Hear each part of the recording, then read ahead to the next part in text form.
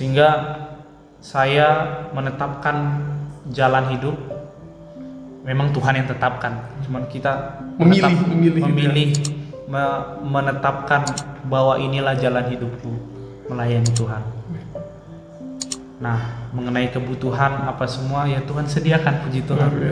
Dan saya tetap belajar, memperbaiki untuk semakin berkualitas lagi. Dari cerita ini kita belajar bahwa kalau Tuhan izinkan sesuatu terjadi, itu Tuhan juga akan memampukan kita untuk menghadapi itu. Artinya Tuhan itu bukan Tuhan yang kurang ajar, bukan Bapak yang kurang ajar. Dikasih saat dia izinkan satu masalah terus dia tinggalin kita. Ternyata nggak kayak gitu.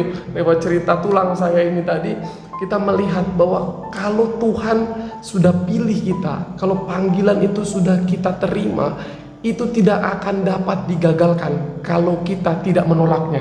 Gitu. Iblis banyak cara melakukan hal-hal yang mengesalkan hati, hal-hal yang berusaha membuat kita untuk gagal paham dengan Tuhan melalui masalah-masalah, melalui suatu keadaan apapun itu. Tetapi jangan pernah andalkan kemampuan kita sendiri untuk kita melewati sesuatu. Kalau kita andalkan Tuhan, kita pasti mampu menyelesaikannya. Makanya aku punya ayat favorit di Mazmur 23 ayat 1 sampai 6. Apa tuh? Bahwa Tuhan adalah gembala kita. Jadi kalau Tuhan gembala kita, pasti Dia pimpin kita jalan-jalan kita ke arah yang benar. Dia menuntun kita ke rumput yang hijau. Kan? Dia memberikan air yang tenang. Dan pada akhirnya kita akan tinggal dalam rumah Tuhan selamanya. Wow, luar biasa sekali. Dan satu lagu yang saya sangat suka, I believe in you, I will walk with you, Ini lagu ini memang sangat berkesan, membekas gitu ya. Memang saya merasakan bagaimana Tuhan itu yang pegang saya jalan. Jadi saya juga kadang heran, kok aku bisa lewatin ya? Padahal bukan berarti saya lewatin itu saya nggak nangis ya. Nangis juga, stres juga, emosi juga. Tapi saya bisa mampu lewatin itu suatu kebaikan Tuhan. Bagaimana? Menurut saya berkat Tuhan yang paling luar biasa ketika Dia bersama kita. Kalau Dia udah sama kita, semuanya ngikutin. Kita nggak akan menyadari, kita nggak akan melihat betapa romantisnya Dia itu kalau kita nggak ngalami masalah ya. Justru waktu kita ngalami masalah, di situ kita rasakan betapa romantisnya nih Tuhan ini. Dia nggak tinggalin aku gitu, Dia tetap menyertai aku. Sampai si Daud bilang, sekalipun aku berjalan dalam lembah kekelaman, aku tidak akan takut, sebab gadahmu dan tongkatmu itulah yang menghibur aku. Ini luar biasa sekali.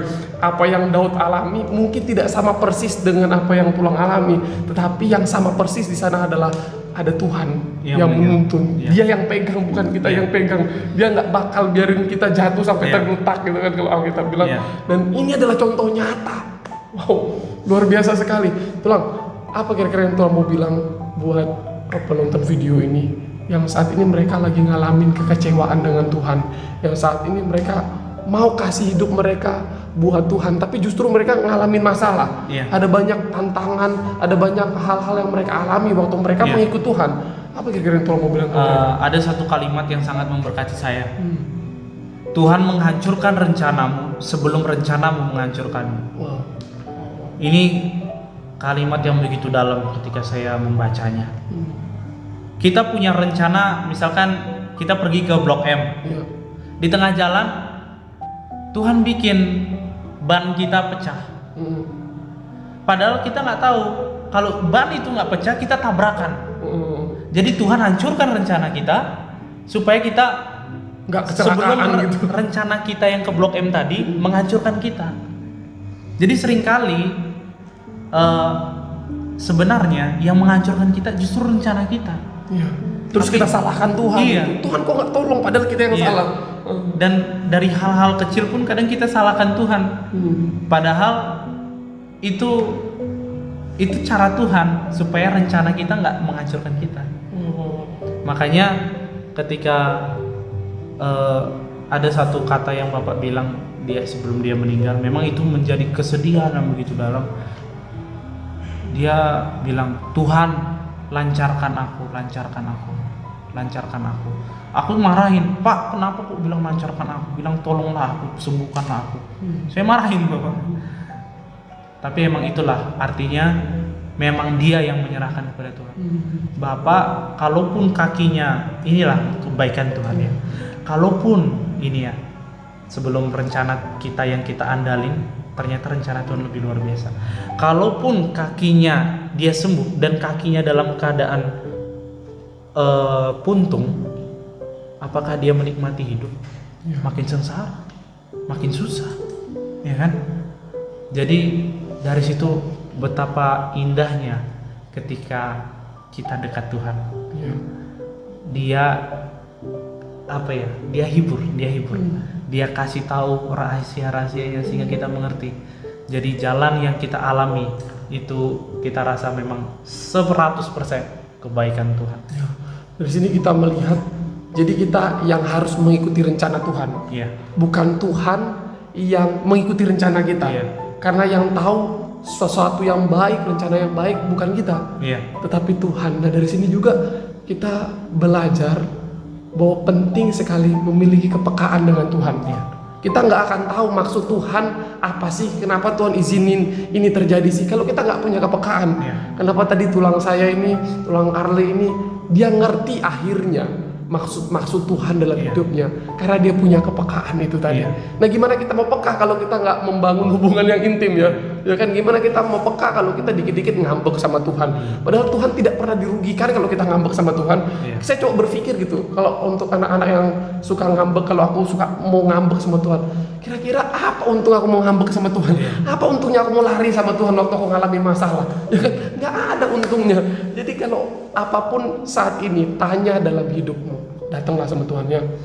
Datang, dan saya percaya Tuhan nggak akan pernah ghosting kita gitu. Nggak akan pernah ninggalin kita gitu aja. Dia pasti berbicara dengan cara-cara yang ajaib. Jadi saya orang yang percaya tulang, kalau Tuhan itu nggak pernah berhenti berbicara. Tuhan bisa menggunakan siapa saja untuk berbicara kepada kita. Tidak selalu dengan cara yang audible gitu ya. Kalau bahasa tulang tadi, nggak tiba-tiba, hai anakku, sekolahlah ke STT IKA Jakarta, nggak selalu kayak gitu, tapi dia bisa pakai apa aja termasuk situasi. Dia bisa pakai situasi untuk berbicara kepada kita, untuk menegur kita, karena sekali lagi dia nggak mau kita kenapa-kenapa. Dia nggak mau kita ada dalam bahaya, makanya dia tadi menghancurkan rencana kita. Sebelum rencana kita itu menghancurkan kita. Sebelum kita tutup acara kita ini, program ini, ceritaku ini, aku minta dong tolong berdoa bagi kita, bagi semua orang yang menyaksikan video ini, agar mereka juga memiliki kepekaan itu, agar mereka juga semakin yakin bahwa tidak ada damai sejahtera di luar Yesus, hanya ada di dalam Yesus damai sejahtera itu. Amin. Silakan Pak. Mari kita berdoa. Bapa di surga, kami tahu Kau Tuhan yang bersama kami. Amin. Kemanapun kami pergi melangkah, Kau Tuhan yang bersama kami. Sepertinya kami berjalan ke dalam lembah, kami percaya Kau Tuhan yang bersama kami.